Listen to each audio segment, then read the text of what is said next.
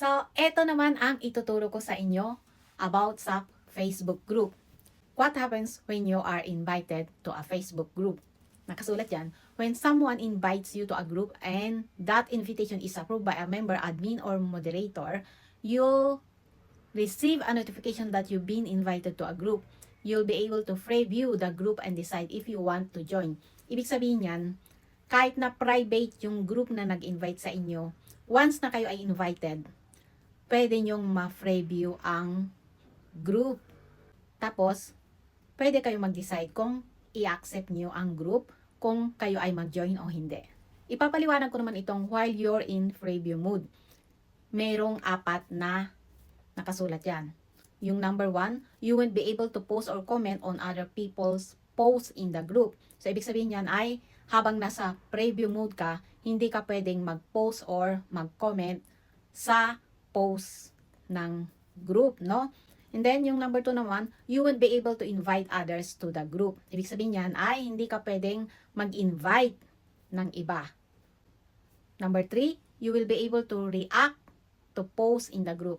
Yan lang ang pwede mong gawin, yung number 3 lang. Pwede ka lang mag-react sa mga posts sa group.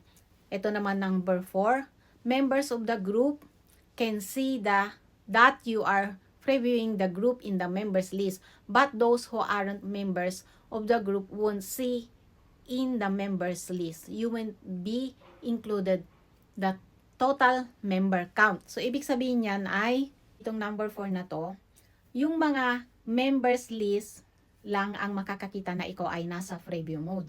Yung mga hindi pa member ay hindi makikita na ikaw ay nasa preview mode. At yung pangalan mo ay hindi pa masasama sa total ng count members list.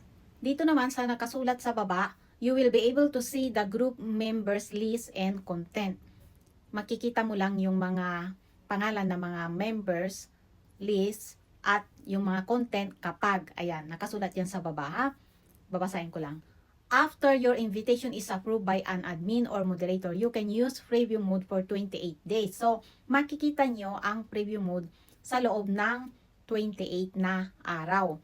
If you interact with posts from a group that you have been invited to, your invitation will extend for an additional 28 days. So, ibig sabihin yan, kapag nag-interact ka sa group, ay mai-extend ang iyong invitation. Kasi may expiration yan kasi. So, para hindi ma-expire ay mas maganda kung makipag-engage kayo, mag-interact kayo sa group.